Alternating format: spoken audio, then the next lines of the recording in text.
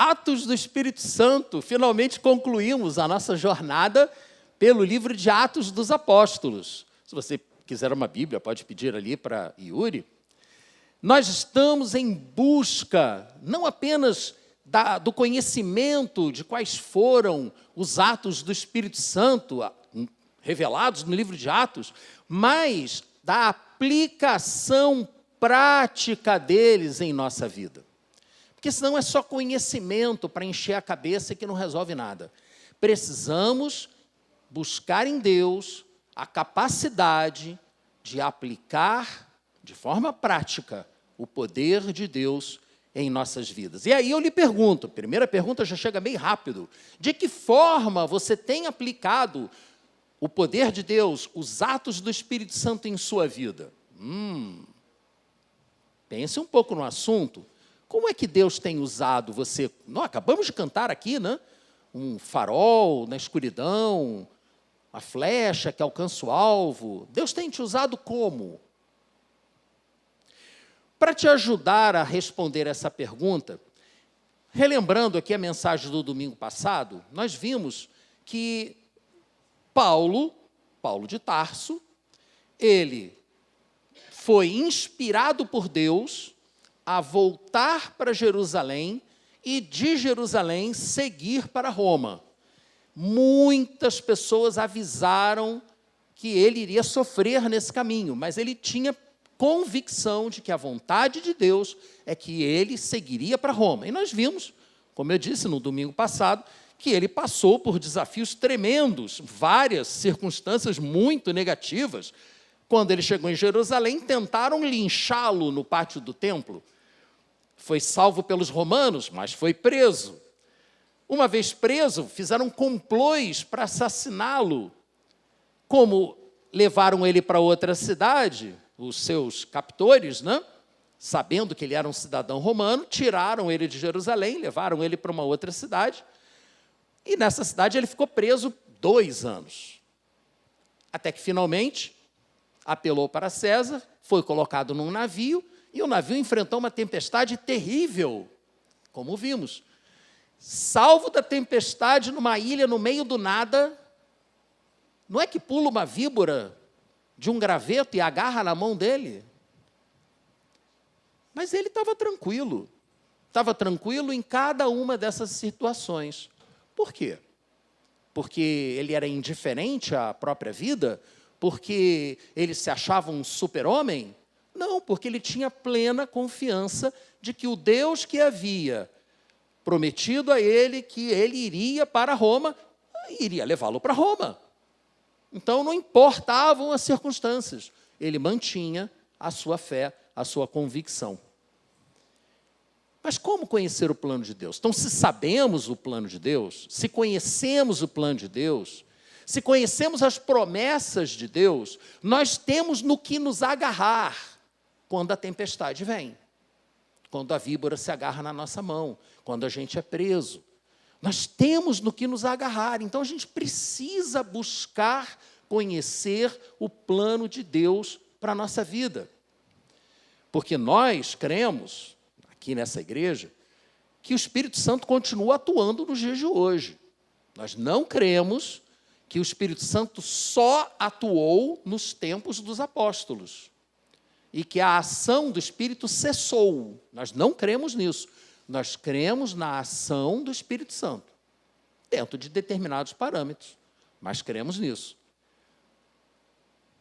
E o Espírito Santo quer falar com você, quer chamar você para uma missão, quer lhe dar uma vocação, quer que você se envolva em algum ministério.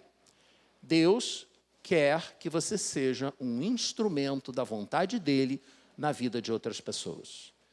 Poxa, Leonardo, mas como é que você pode afirmar essas coisas todas? Porque a palavra de Deus nos diz isso. Mas como a gente vai discernir especificamente qual é o plano de Deus para a nossa vida? De forma genérica, é tranquilo, veremos aqui. Mas como chegar numa compreensão mais específica para o nosso caso específico? mais específica, caso específico. Deus pode falar com você por meio de sonhos. Deus pode falar com você por meio... Comigo uma vez, quando eu estava orando ao Senhor, adorando ao Senhor, me imaginando fazendo determinada coisa na minha carreira, e ouvi uma voz claramente falando para mim: não, você não vai para lá. Como? Quem? É isso mesmo que você ouviu. Você não vai para lá. Sabe Paulo, quando caiu ao chão, né, e ele ouviu aquela voz e falou: quem és tu, Senhor? Eu sou Jesus, a quem você persegue? Eu não estava perseguindo Jesus, não, mas a voz quase me derrubou também. Mas só aconteceu uma vez. Nunca mais. Acontece, gente, mas não é toda hora. E o pior é que muitas vezes nós queremos tanto alguma coisa que a gente começa a iludir a nós mesmos. A gente começa a se convencer de que Deus quer que a gente faça aquilo que, no fundo, nós é que queremos fazer. Porque, como disse Jeremias, o profeta Jeremias, no seu livro, no capítulo 17, versículo 9, o coração humano é desesperadamente corrupto. Quem o entenderá? Enganoso é o coração. Então, se o nosso coração, se a nossa vontade, se a nossa alma é decaída por conta da nossa herança espiritual de Adão, é sempre muito arriscado sermos guiados por sonhos, por visões, por vozes. É arriscado.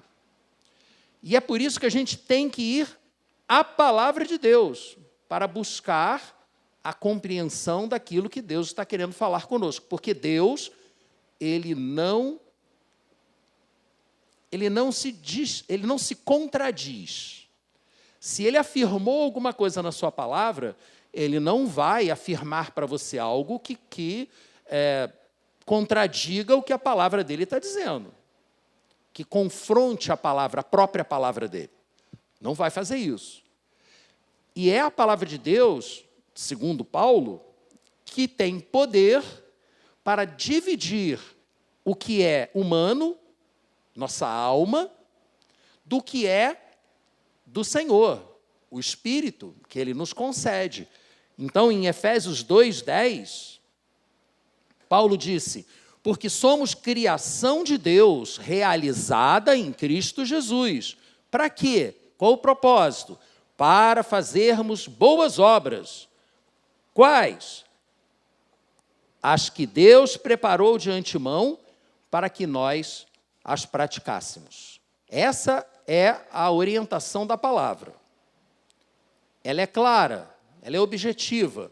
A razão de ser para termos sido reconciliados com Deus foi praticarmos obras, boas obras, que Deus já preparou para nós de antemão.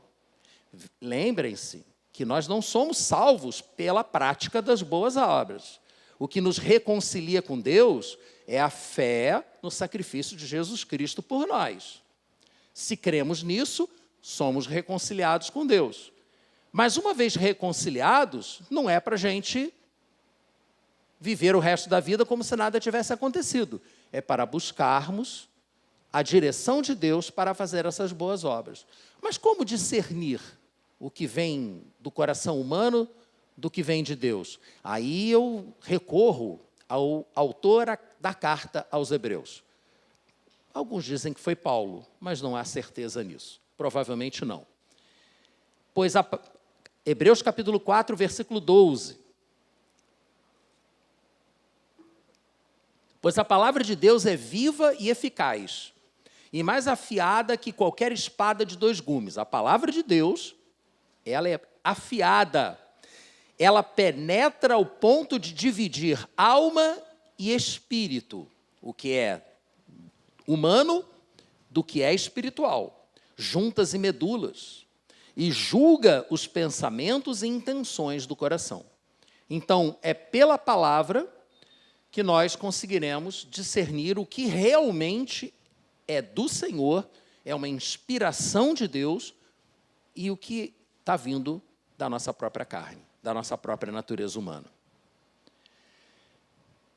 Mas que boas obras seriam essas que Paulo nos diz que são a razão de ser da nossa existência, uma vez tendo sido reconciliados com Deus? Aí o próprio Paulo, também em Efésios, capítulo 4, se você quiser acompanhar, abra sua Bíblia em Efésios, capítulo 4. Não vou ler a passagem toda, vou pular alguns versículos.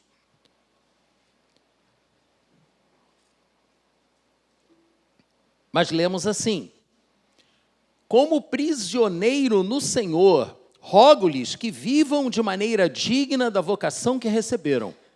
Sejam completamente humildes e dóceis, e sejam pacientes, suportando uns aos outros com amor.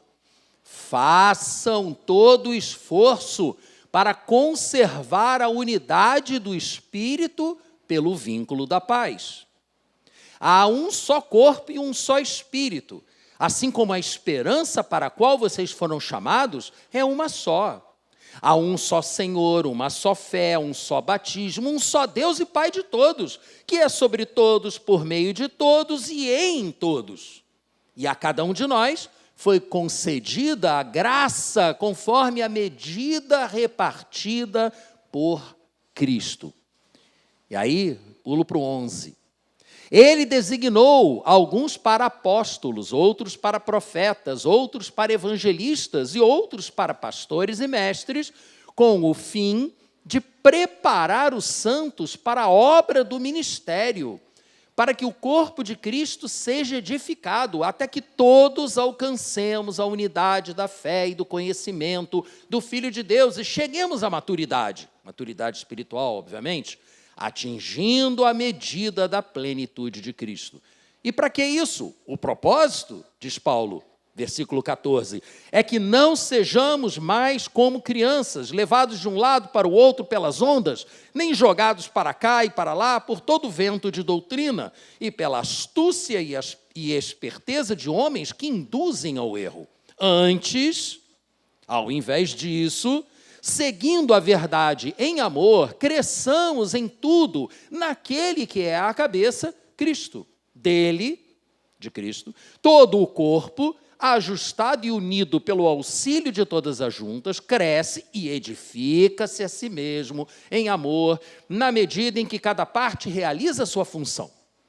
Então, Paulo está dizendo para a gente, ou melhor, estava dizendo para os Efésios, e essa é uma das últimas cartas dele, acredita-se que tenha sido escrita já na fase final da vida dele, quando ele estava preso em Roma. Ontem, no Cine Orla, nós vimos exatamente esse trecho da final da vida de Paulo. Não está descrito no livro de Atos dos Apóstolos, que acaba quando Paulo chega a Roma pela primeira vez, 4 anos antes dele acabar morrendo, ser morto, né? Então, essa é uma das últimas cartas de Paulo. E ele diz, eu sou um prisioneiro no Senhor. Ele estava preso, ditando a carta ali para Lucas, como vimos no filme. A vontade de Deus para todos nós é que nós cheguemos à maturidade da plenitude de Cristo. Como? Por meio da edificação do corpo de Cristo. Mas o que é o corpo de Cristo? É a igreja. Somos nós. Nós somos membros, não precisa ser membro de carteirinha, mas só de você participar de uma igreja, você está participando do corpo de Cristo. E a nossa função, uma vez redimidos, resgatados, é justamente participar do crescimento do corpo, da edificação do corpo. Isso só acontece quando cada um faz a sua parte. Se vários membros do corpo estão inativos, é como se fosse uma pessoa que sofre de paralisia. E o seu braço não se move. Ela tem que se virar com um braço apenas. E, infelizmente, em qualquer igreja, há muitos membros paralisados, que não buscam em Deus a capacidade para realizar a vontade de Deus. Não buscam em Deus qual é a vontade de Deus para a sua vida. Como? Está aqui, temos que ajudar a edificar a igreja. Mas como? Como é que eu vou descobrir como é que eu faço isso? Apóstolos, profetas, evangelistas, pastores, mestres, são vocações, são ministérios, como vimos, concedidos pela graça de Deus, repartidos por Cristo. E todos nós somos ministros. Todos nós servimos. Porque a palavra ministério, em grego, é diaconia, que significa serviço. Nós, como ministros de Deus, servimos a Deus, servindo aos nossos irmãos. Nós não temos nada a ganhar pessoalmente, vindo aqui num sábado à noite, ou numa sexta-feira à noite, para sair numa equipe para distribuir comida e cobertores a moradores de rua.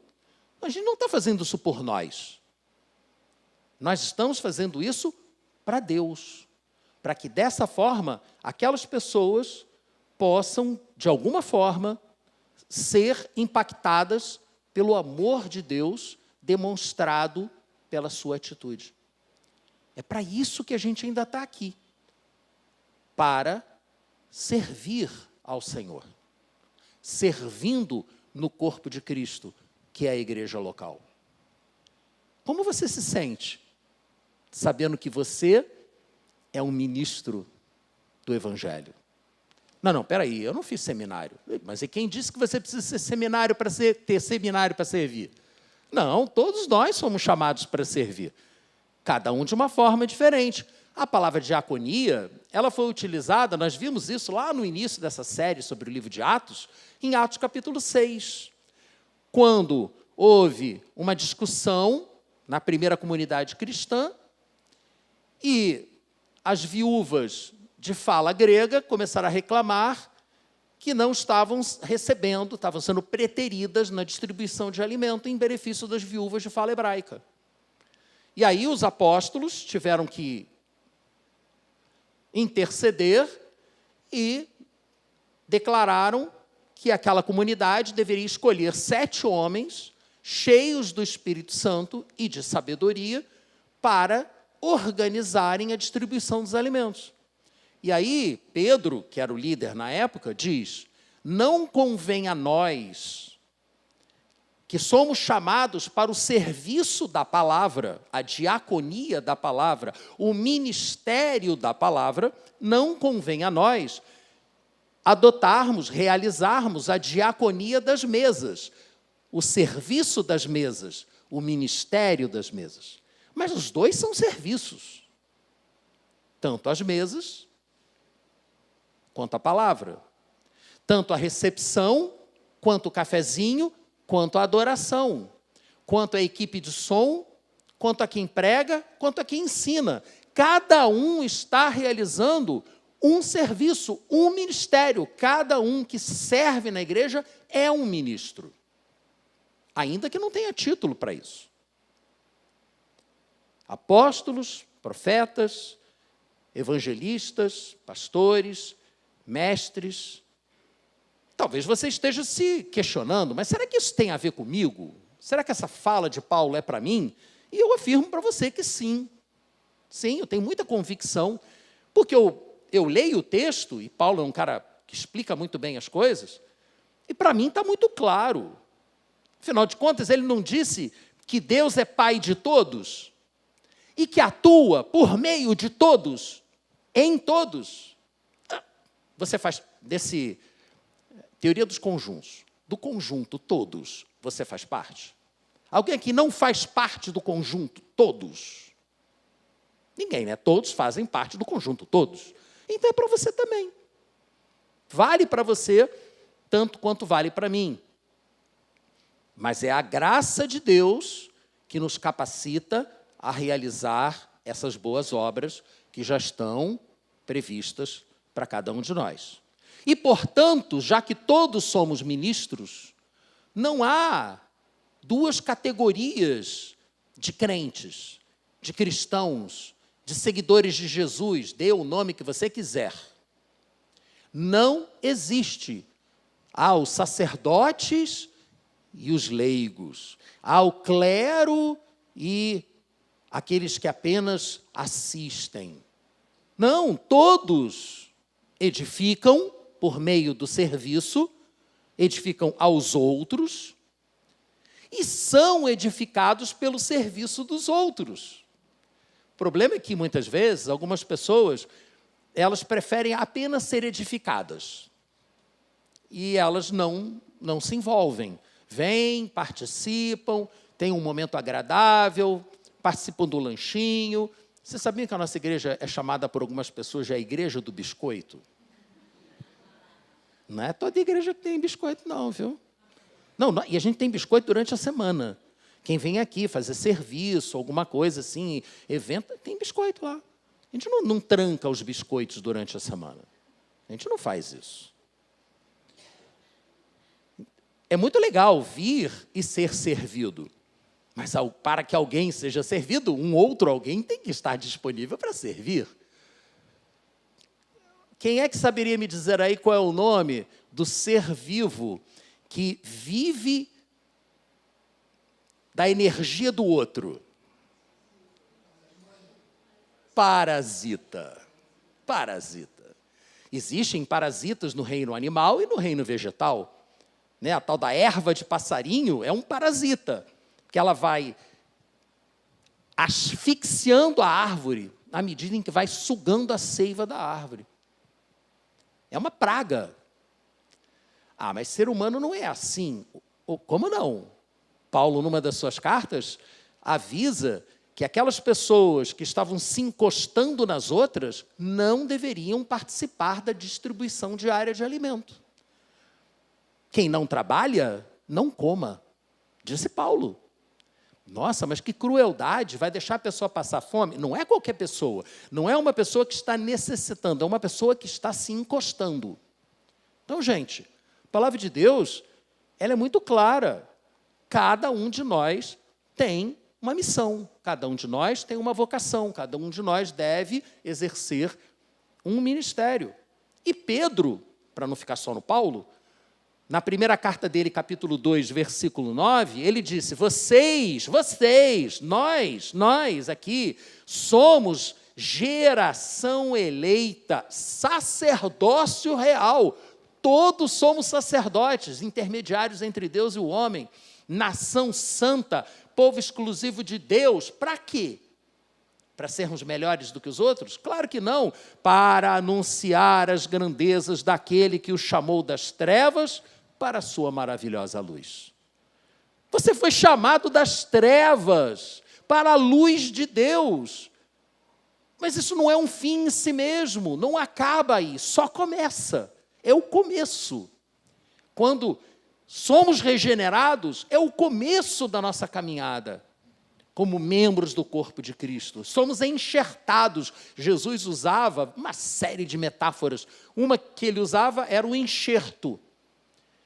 Um ramo enxertado numa videira, se transformando em parte daquela videira. Não era originalmente dali, mas foi enxertado e passou a receber a seiva daquela videira e se tornou parte dela. Nós, todos, somos enxertos na videira do Senhor. E nos unimos ao corpo para receber do Senhor, no serviço ao corpo, essa seiva da vida. Você foi chamado para anunciar as grandezas daquele que te chamou.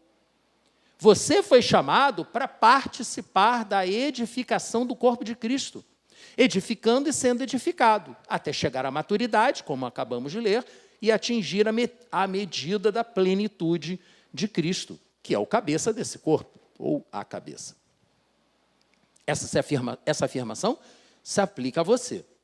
Se aplica a todo aquele que crê que foi regenerado pelo sacrifício de Cristo. Se a pessoa não crê que foi regenerada pelo sacrifício de Cristo, ela ainda está morta nos seus delitos e pecados. Ela não faz parte do corpo. Porque em João, capítulo 1,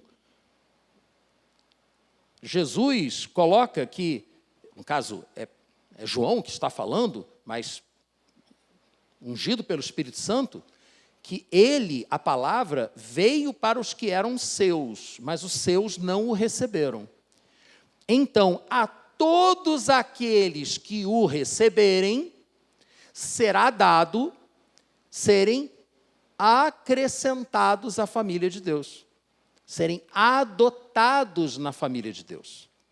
Então, se você já foi adotado na família de Deus, já foi regenerado, já nasceu de novo da água e do Espírito, como Jesus disse a Nicodemos, então você tem uma missão, você tem um propósito. Alguém tem alguma dúvida sobre isso? Gente, se você tem dúvida sobre a sua regeneração, eu queria muito que você me procurasse, para a gente conversar sobre isso. Olha, eu não estou entendendo muito bem, o que você está querendo dizer com isso? Vamos conversar, vamos particularizar o que eu estou dizendo. Mas nós também vimos que Deus capacita pessoas diferentes de formas diferentes, para aplicações diferentes, para a edificação do corpo. E ele chama isso de ministérios. Quais foram os ministérios que eu citei? Apóstolo. O que é apóstolo? Lá na Reforma, tanto Lutero quanto Calvino achavam que os dons de Deus tinham cessado. Mais Calvino do que Lutero. Então, não se dava muita atenção à busca pelos dons de Deus. A questão era, o foco era todo na palavra. E, além disso, Calvino, especialmente Calvino, acreditava que o apostolado era exclusivo daqueles que tinham sido chamados por Jesus, os 12 e mais Paulo, e que depois daquele tempo não há mais apóstolos. Mas, gente, nós acabamos de ler que Paulo disse aos Efésios que Deus chamou uns para apóstolos. Ele não estava se referindo àqueles que já tinham sido chamados e que não seriam chamados mais. Não faz sentido isso. Então, a gente tem que ir na etimologia da palavra. O que significa apóstolo? A palavra apóstolo significa mensageiro, enviado. Alguém que leva uma mensagem de um lugar para outro. Esse é um apóstolo. Nós atribuímos a essa palavra um outro significado. A palavra ganhou um significado maior no sentido de ser alguém que defende alguma ideia, alguma doutrina, um defensor doutrinário. Os primeiros apóstolos implantaram o cristianismo, principalmente Paulo. Ele era o grande defensor doutrinário, o grande formulador da doutrina cristã, que seguimos até hoje. Hoje, ninguém vai acrescentar nada à Bíblia. Algumas pessoas até tentam, mas não é para acrescentarmos nada à Bíblia. Está tudo lá. Tudo que a gente tem que ver está lá desde o século I. Mas vejam, se por um lado, um grupo de cristãos acredita que não haja mais apóstolos, por outro lado, um outro grupo de cristãos banaliza o termo e utiliza o termo que nós acabamos de ver que significa aquele que é enviado, ou seja, um missionário, ou aquele que defende a doutrina, ou seja, um doutor da fé, um doutor teológico, alguma coisa do gênero, e transformaram isso num título. Fulano é o apóstolo da igreja. Gente, isso não tem base bíblica. Não tem. Bispo ainda tem base bíblica, apóstolo não. Como título, não. E vocês sabem que muitas igrejas, o pastor da igreja, só bispo não foi suficiente, aí se autodenominou apóstolo. Ok, cada um seu cada um, mas eu não vejo base bíblica para isso. Então, se por um lado negam a existência desse ministério, por outro lado banalizam o ministério. transformando-o num simples cargo, num cargo eclesiástico. Assim como cardeal. Né? Cardeal é um cargo que não existe na Bíblia. Uma invenção da Igreja Católica. Bispo existe. Bispo tem. Está aqui. Quer ver uma outra palavra que também perdeu um pouco do seu sentido? É outra das que Paulo citou aqui. Pastor. Pastor não é chefe de igreja. Pastor é quem cuida de ovelha. O problema é que na nossa estrutura eclesiástica, se você não tem um título de pastor, você não pode fazer nada. Você não prega, você não dirige, você não lidera. Tem que ter um PR na frente, um pastor na frente, um título. Pastor, da mesma forma que o apóstolo, o termo foi banalizado. Perdeu o seu sentido. Você não precisa ter o ministério pastoral para pregar, porque é diferente. Quem vem aqui na frente para pregar não é o pastor, nesse sentido aqui, do ministério. É o profeta. Então, se o apóstolo é aquela pessoa que leva a palavra e que defende a doutrina bíblica, o profeta, Paulo explica claramente em 1 Coríntios, capítulo 14, que o profeta é aquele que aplica a palavra de Deus, contextualiza a palavra de Deus para exortar, edificar, encorajar, consolar. É diferente de ensinar a palavra de Deus. É diferente de usar a palavra de Deus para ajudar uma pessoa em particular. É uma aplicação muito específica da palavra de Deus. Lógico que uma pessoa que tenha o dom de mestre também conseguirá pregar.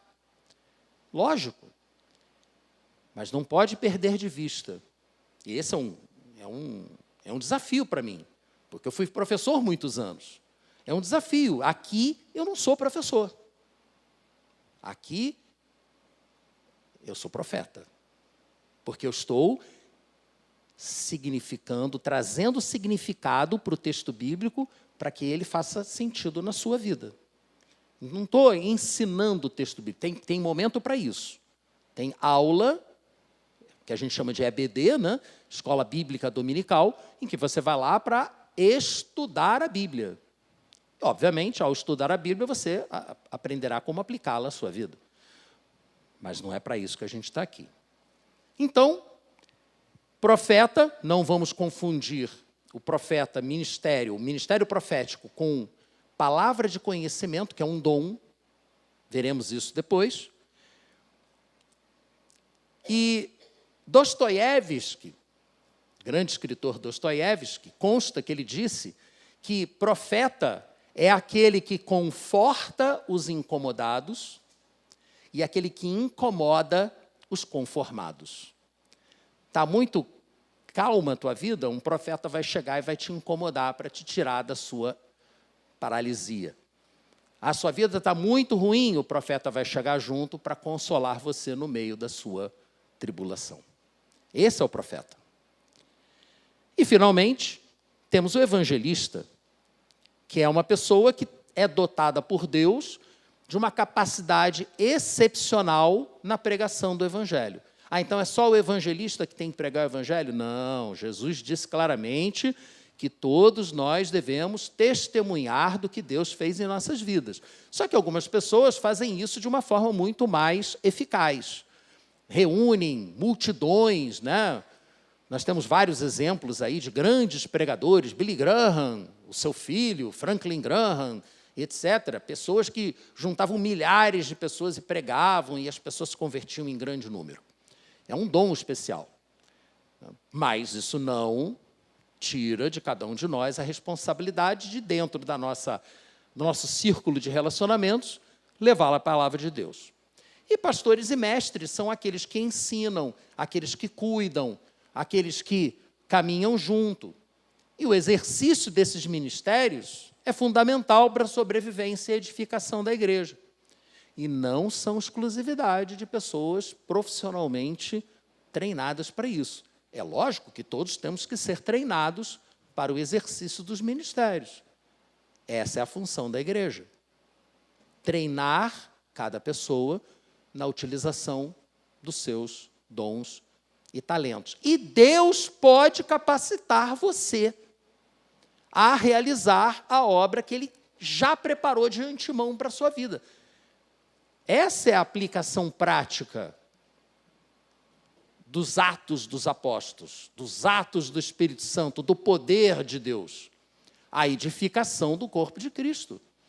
E tanto é Deus quem faz, que opera isso na sua vida, que, sempre ele, Paulo, Filipenses 2,13, Paulo disse que é Deus quem efetua em vocês tanto o querer fazer, quanto o realizar. A vontade e a capacidade, ambas vêm do Senhor. Mas nós precisamos pedir. E aí eu lhe pergunto, você já discerniu qual é a sua vocação? Você já conseguiu ouvir de Deus o que Ele quer que você faça? Eu vou apresentar aqui rapidamente para vocês uma relação de dons e de ministérios, mas vai ser tão rápido que, se você piscar, já acabou. Por isso é que daqui a 2 finais de semana, não no próximo sábado, dia 6, no outro sábado, dia 13 de setembro, nós teremos aqui uma atividade direcionada para a descoberta de dons e talentos. É um material, não foi criado por nós. Eu não sou favorável a reinventar a roda. Se alguém já fez um material de boa qualidade, testado e aprovado, eu aplico o material de outras pessoas. Não vou criar o meu. Então, nós vamos utilizar um material criado por uma igreja americana, chamada Willow Creek, que criou um método chamado rede ministerial, em que eles ajudam as pessoas a descobrirem o que é que Deus lhes deu para que elas possam usar na edificação do corpo. Então, coloca na sua agenda. Dia 13 de setembro, nós vamos buscar, na prática, aquilo que Deus já colocou em nossas vidas. Mas eu vou citar aqui rapidamente para vocês, em 1 Coríntios capítulo 12, não vou ler o capítulo todo, se você quiser acompanhar na sua Bíblia.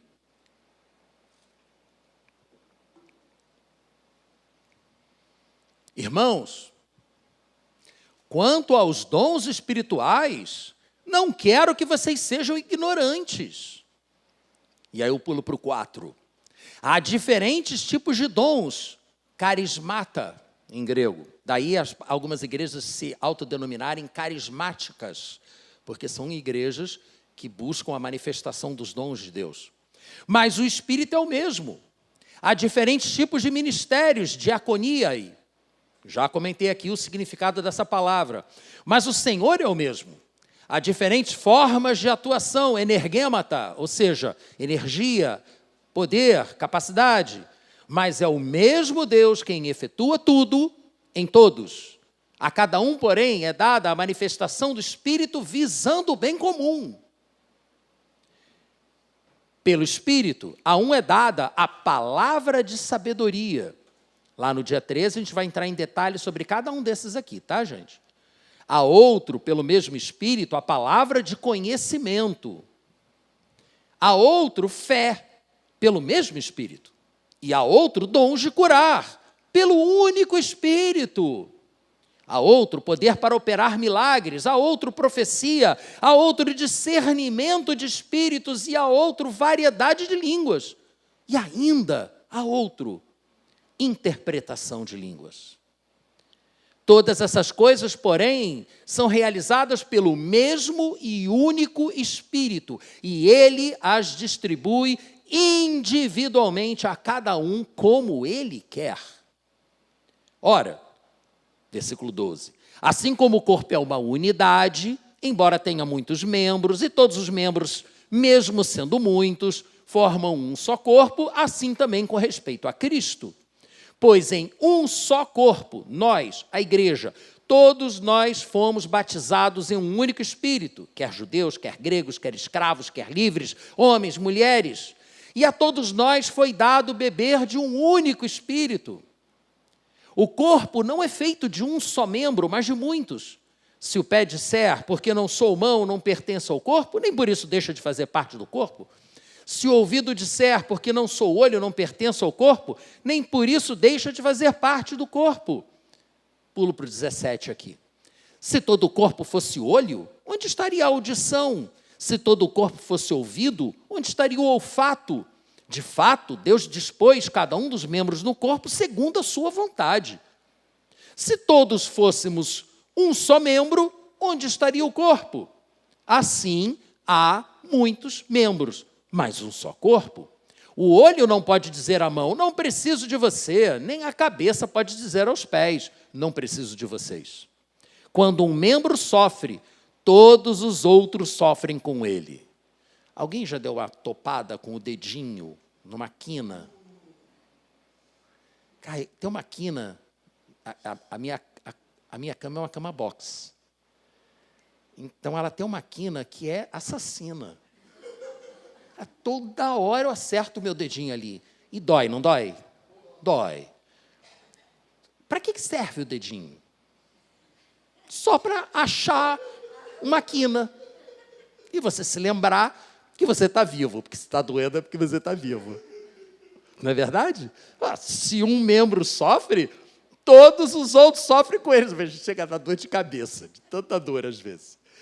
Quando um membro é honrado, todos os outros se alegram com ele. Ora, vocês são o corpo de Cristo e cada um de vocês individualmente é membro desse corpo. Paulo está se referindo à igreja local, tá, gente? Ele está se referindo à igreja como um todo, igreja com I maiúsculo, né? A reunião de todos aqueles que creem em Jesus Cristo como Senhor ao redor de todo o mundo, mas ele também está se referindo à igreja local, que é no local que você exerce os seus dons. A não ser que você seja missionário e vai exercer seus dons na Índia. Mas se você não for missionário na Índia, é aqui na igreja local que você vai fazer isso. Versículo 28. Assim, na igreja, Deus estabeleceu primeiramente apóstolos, em segundo lugar profetas, em terceiro lugar mestres, depois os que realizam milagres, os que têm dons de curar, os que têm dons de prestar ajuda, os que têm dons de administração e os que falam diversas línguas. São todos apóstolos? São todos profetas? São todos mestres? Têm todos o dom de realizar milagres? Têm todos o dom de curar? Falam todos em línguas? Todos as interpretam? Entretanto, são perguntas retóricas, né, gente? Vocês já entenderam que a resposta é não. Tanto que ele nem responde a si mesmo. Entretanto, já que isso não é verdade, busquem com dedicação aos melhores dons. Mas, gente, um parênteses aqui. Isso não significa, porque ele colocou numa ordem sequencial, que haja uma hierarquia entre esses dons. Todos, assim como não há uma hierarquia no corpo. Ele acabou de falar que a cabeça não pode dizer para os pés que não precisa deles. Todos precisam uns dos outros. Todos têm a sua importância no corpo. Mas cada um tem uma qualificação diferente, um preparo diferente, dons e talentos diferentes, experiências diferentes. E é isso que a gente vai procurar descobrir no dia 13. Ninguém é mais espiritual do que o outro porque exerce determinado dom e o outro não. Não. Até porque eu já conheci pessoas que manifestavam certos dons realmente espantosos e que não tinham nada de espirituais. Por que aquilo acontecia? Não sei. Mas eu já vi. Eu já vi gente que eu estava vendo que aquela pessoa não prestava nada, mas estava fazendo um monte de coisa, e em nome de Jesus. E coisas incríveis aconteciam. A gente tem que estar sempre atento, vigiando, né? E aí eu pergunto para você, para encerrar. De que maneira você quer contribuir para a edificação do corpo de Cristo.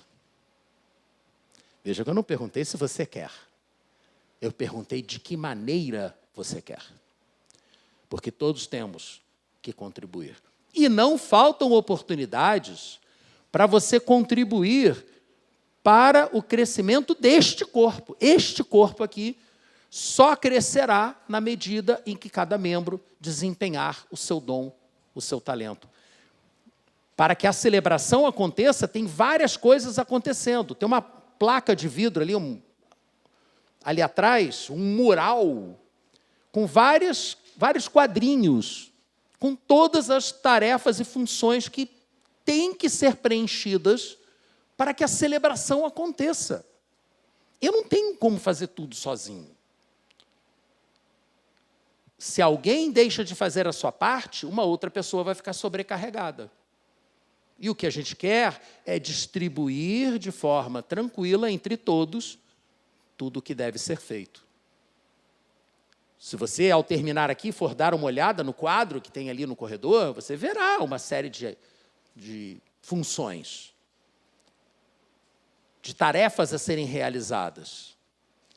Se você não sabe, se você é capaz de realizar alguma delas, venha estar conosco no dia 13. E você descobrirá com a ajuda de Deus.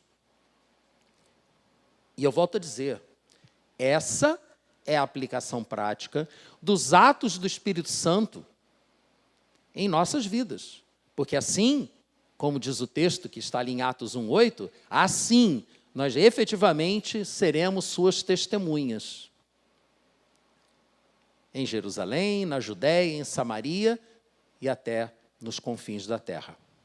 Então, meus irmãos, eu quero orar por você agora, mas eu tenho consciência de que é necessário realizarmos esse formulário, essa busca, para descobrir onde o Senhor quer que sirvamos. Você quer descobrir onde Deus quer que você sirva? Quem que quer descobrir? Ninguém quer? Tem algumas pessoas. Que bom. Graças a Deus. Então, coloquem na agenda, sábado, dia 13. Agora feche seus olhos, eu quero orar por você.